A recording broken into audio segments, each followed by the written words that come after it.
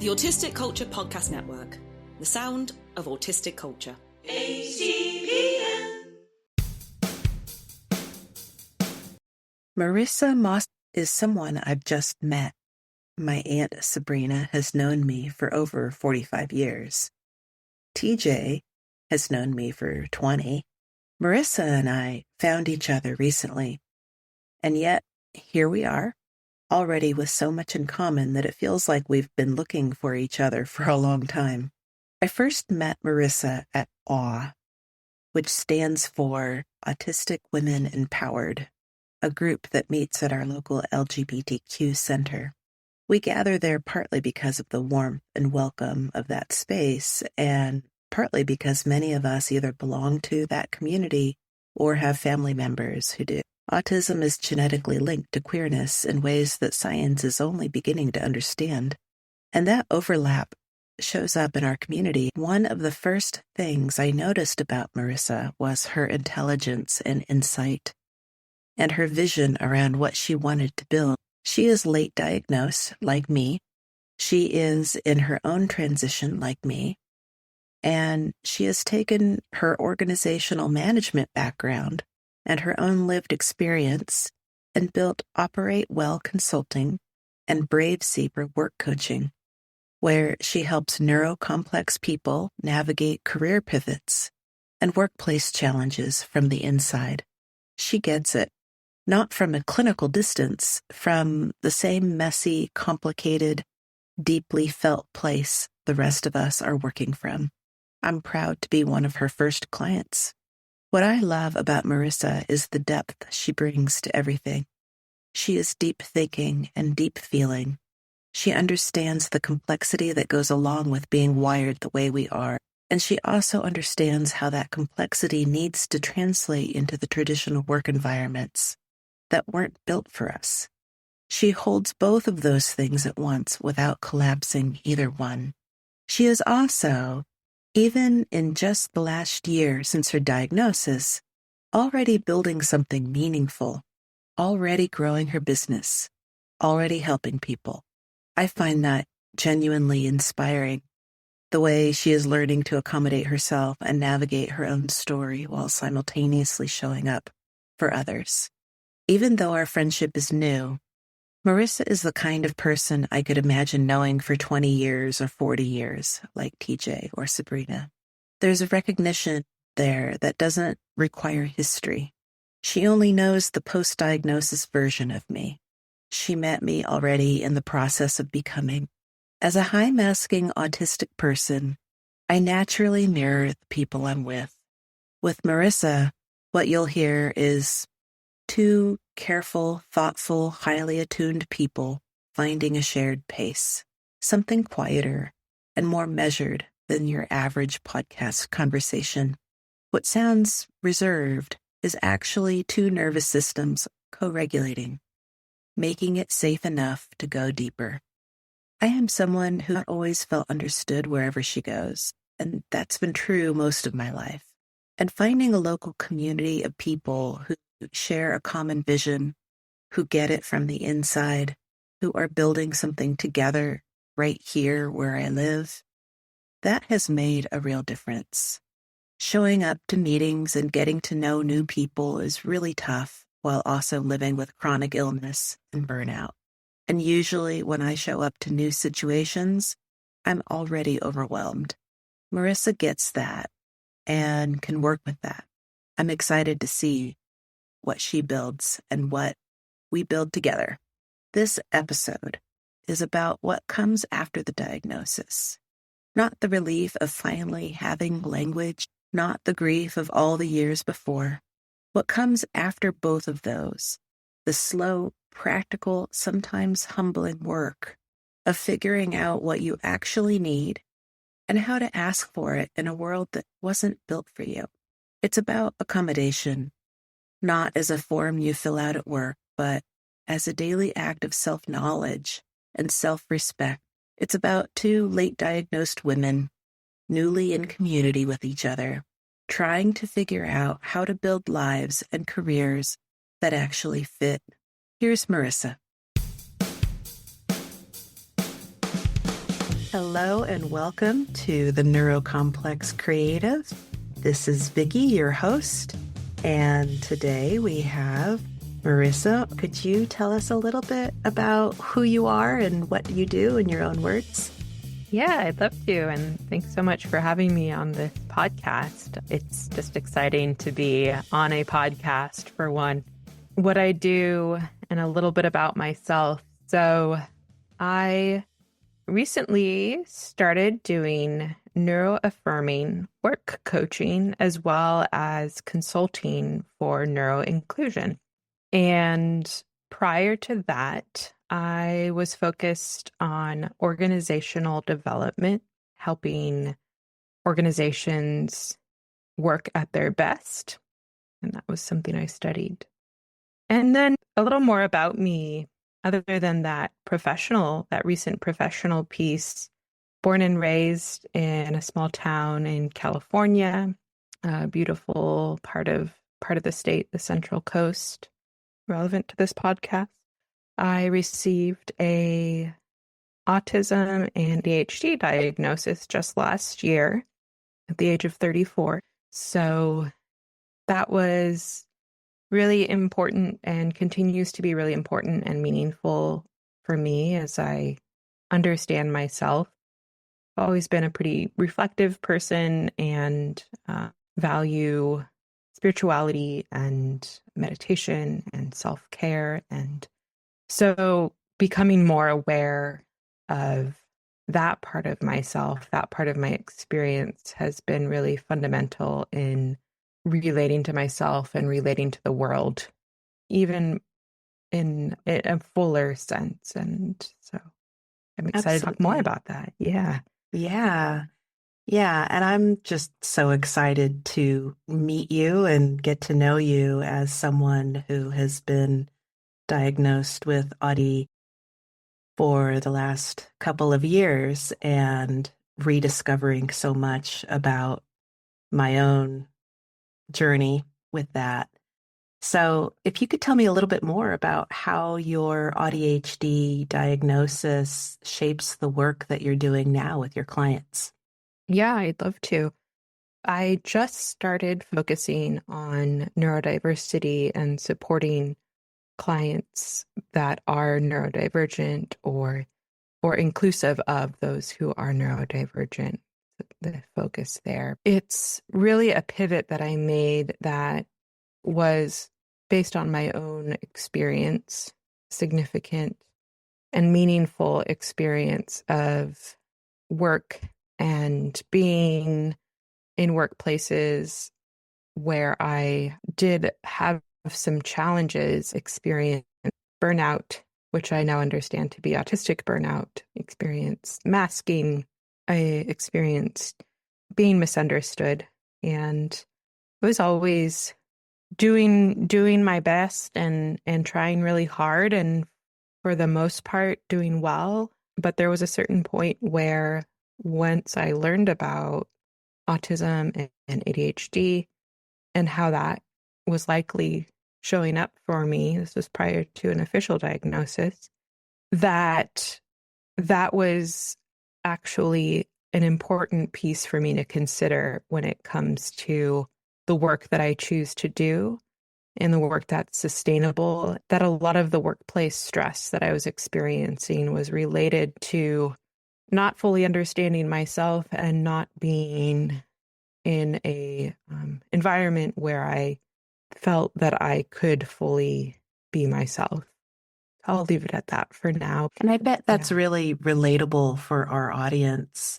And I'm curious about your thoughts on why high achieving women are so chronically late diagnosed.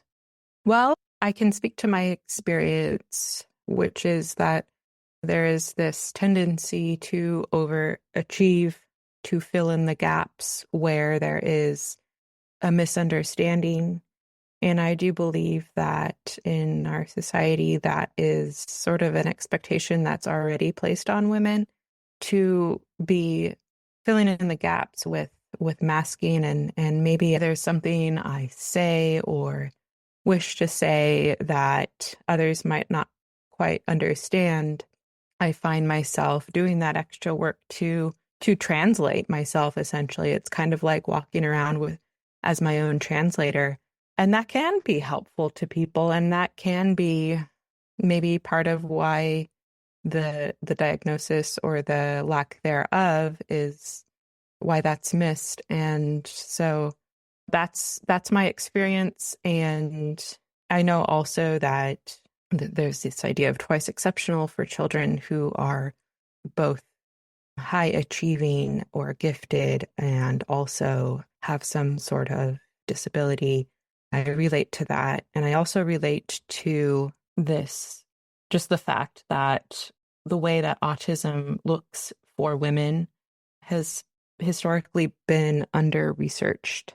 And so it gets missed, I think, for a lot of women, especially for those who do mask. Absolutely. I was one of those kids in the gifted class who I don't think in the educational system that I grew up in the 80s really had the awareness or the capacity, girls in particular who were high performing, but their masking was affecting them in different ways. And for me, it's through all of the things that you don't see outside of high performing. So it could take me 10 times longer to complete a project, but it's going to look really good by the time I'm done with it. So, which leads me to this idea of high masking as a survival strategy. I know that I've been high masking my whole life and getting through my career that way. And now I can't do that anymore due to burnout and chronic illness. So it's also become a trap. So can you talk a little bit about that paradox of depending on high masking for relatability and then also the trap that it can become for people like us? Yeah, I'm just taking that question in. Yeah, I can understand why it might feel like a trap. And I haven't framed it specifically that way for myself, but I think I understand that framing. And there's like this catch-22, like if I mask, I will be better understood. But if I mask, I will be more exhausted.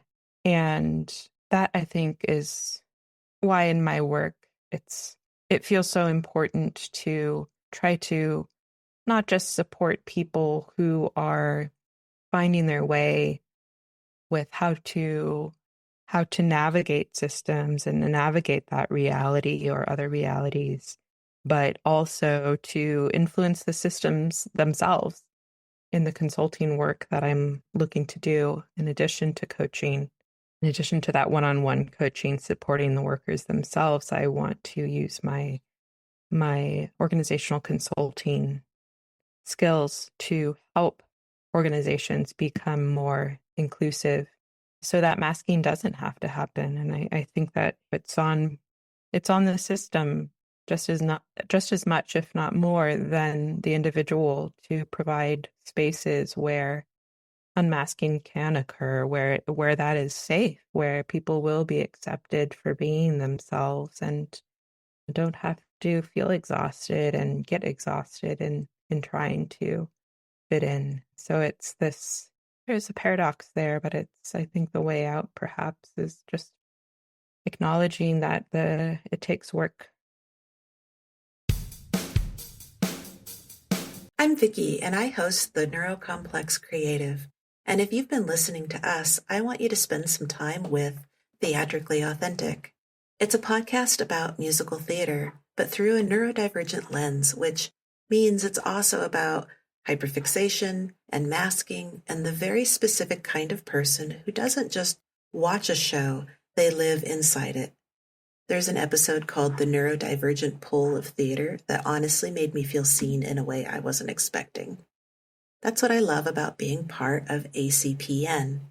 You can move from a show about creativity and inner life to one about performance and identity, from something quietly reflective to something that is absolutely running on theater kid energy. And both of them are telling the truth about neurodivergent experience in a way mainstream media just doesn't. After this episode, go find Theatrically Authentic, part of the Autistic Culture Podcast Network, wherever you get your podcasts. Once someone recognizes their own needs after a late diagnosis, where do they even begin to start to acquire skills and do things differently than the way that they've been doing it? Where do they even start? Mm-hmm. Yeah, it's a lot. And I just want to acknowledge that it can really be a lot. And I'll speak to kind of where I started, which was in speaking with a friend who had had a similar experience as mine, educating myself with online resources. And then after about a year, finding a therapist who was familiar with late diagnosed autism, and eventually finding my way towards an assessment, which was helpful to me. And I think it's just an ongoing process. I'm still on that journey, finding my way, figuring out how to support myself. We were talking earlier about regulating our nervous systems and then finding the words. And I think that makes a lot of sense to me. And I might even apply it to this searching for work and searching even for supports and things that are helpful, that it's this process of doing the things to feel regulated. And then once I feel more regulated and I feel more capable to then do something else that will support me, seek something else out. Perhaps it's a structure or a friend or a networking, and just finding my way and knowing I'm not alone. Knowing I think that's what I would want listeners to know. They're not alone, and we are finding resources. We are finding our way. Absolutely. And maybe that's a really good question for employers to ask themselves.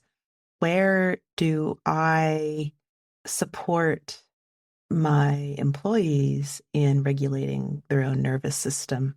I would love to work for a company that asked themselves that question and then facilitated a better working environment based on the answer. You've written a poem called Outcomes. Will you read it for us? I'd love to. Wonderful. Yeah, just up here. Outcomes. Apparent to oneself upon drafting each reflection, each revision. Connection to the gray and the clear now. Welcoming the apparent and not apparent. Aware a bit more of self-editing. Fear, trauma, and false self. Unrecognized by the collective. Hidden to herself. Camouflaged into the collective experience of hidden patterns. More apparent now. Spine understands better what she carries so as to not take on more earth god grace while not yielding. Very nice. Tell me, what was happening in you when you wrote this? I was reflecting on the experience of masking and unmasking. And this was just recently, a couple days ago, that I wrote this in the morning. And there's something about awareness.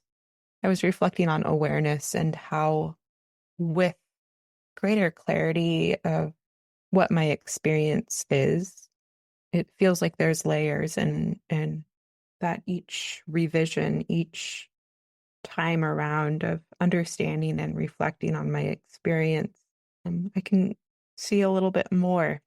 And so I was also thinking about this greater experience of hiddenness, reflecting with the conversation I had with a friend, how what my experience of masking is often not even seeing myself, what's underneath that mask, and that is connected to this larger experience, this larger societal experience of people not seeing what's underneath their mask, and society as a whole not fully understanding highly masked autism, and especially that of women and trans and non-binary people.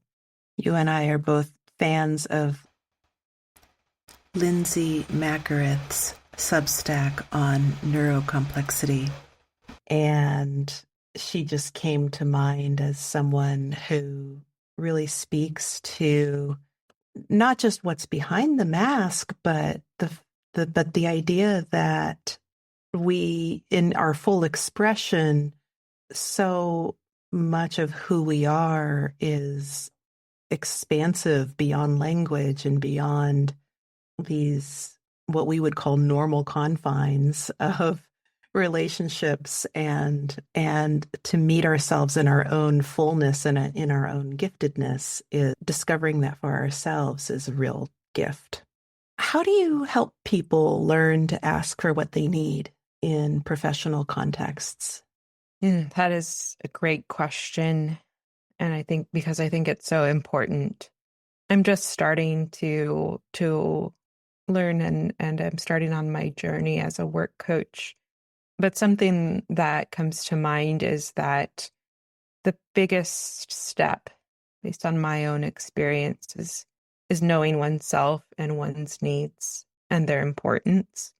That said, not all workplaces will be understanding. A lot of people do not feel safe disclosing a diagnosis or identity even, and do not feel comfortable asking for accommodations. So to me, it's very important to affirm people's experiences and the reality of that, and learn how to seek out workplaces that are going to be as accepting as possible. And I certainly do not want to encourage people to put themselves in places where they are not psychologically safe or safe to be themselves. That said, there are sometimes strategies for communicating. One that I heard recently from another coach was, I need XYZ so that I can do my best. And again, it's important for us to know that it's not completely our responsibility to help other people understand why we need something. However, that framing can be advantageous to us because employers generally want their employees to do their best. And so that framing can be helpful.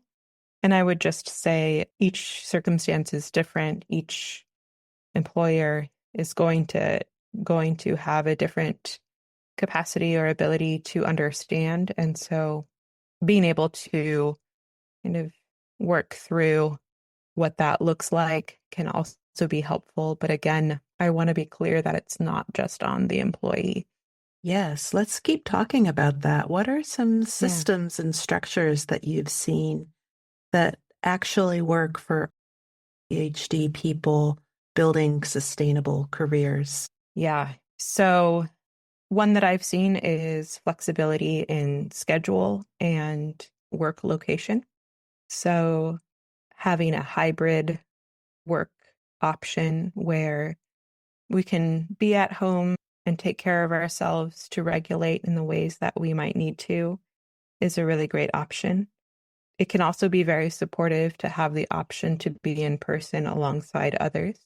This idea of body doubling, other factors that can be supportive in a physical workspace for some people.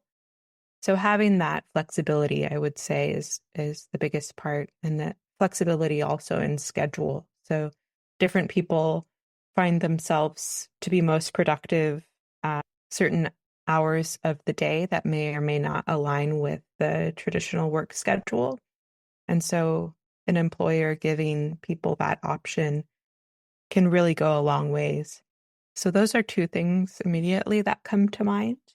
I would also say just the flexibility and awareness on the part of the employer. So when it comes to communication and providing details, for instance, to a employee who may be on the spectrum, that they understand if details are requested, it's not because it's to not automatically assume that that person is challenging them or asking for something special. It's an authentic, it may very well be an authentic request to understand. So it's a few different pieces, and I'm continuing to learn. And yeah, there are definitely more, but those are the ones that come to mind. In addition to learning how to unmask in my career, I'm also learning how to unmask a complex chronic illness, which in many ways feels even more challenging than to ask for accommodations for neurodivergence. And even though so much of that is intertwined, but living with a chronic illness can make life feel, well, it can make work feel almost impossible to try to fit into a structure. Do you have any advice for people like me who are navigating that? I think it would be similar to what I shared about the AuDHD experience and my own experience of finding those employers who will be accommodating. It's really hard. It can be really hard to find that. There are, however, certain legal requirements that employers have, and to not discriminate. And for one, recommend learning a bit more, if you can, about what is and isn't legal and what is and isn't required on the part of employers, including in interviews.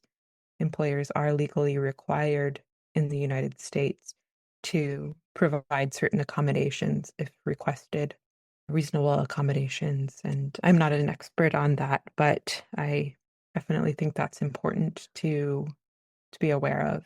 And sometimes it requires creativity.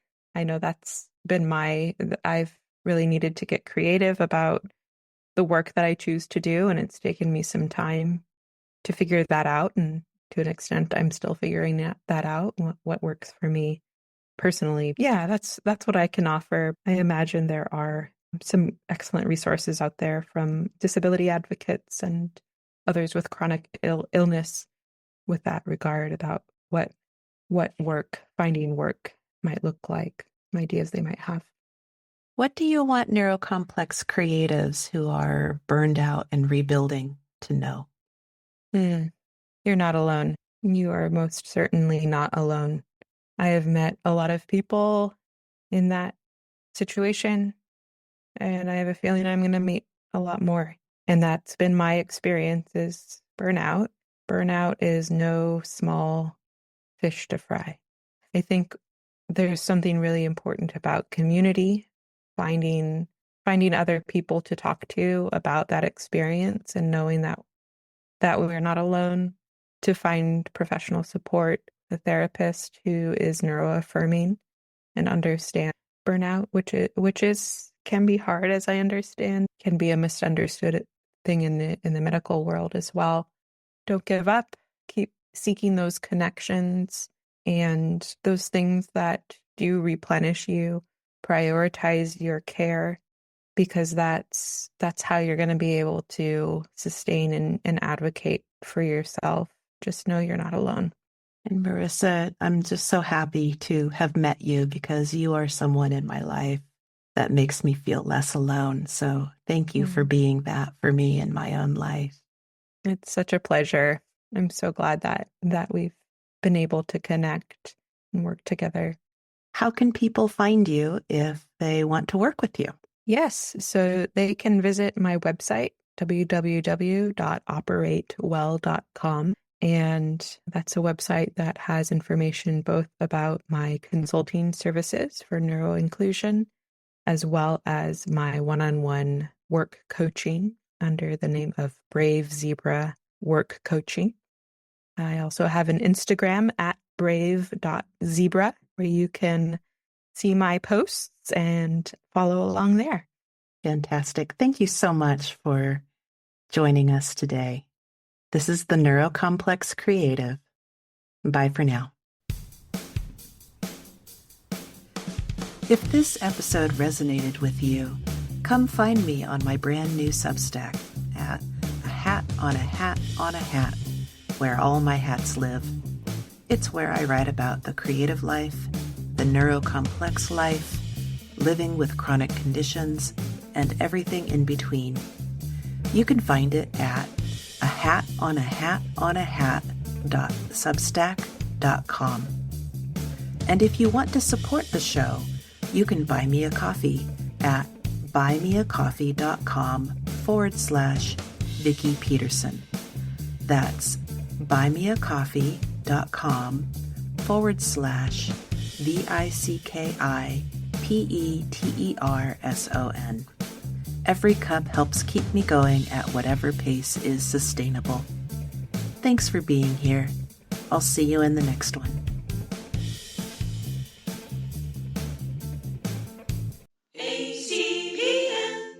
Thanks for listening. Support autistic-led media through Autistic Culture Plus and enjoy bonus content, early episodes, and ad-free listening.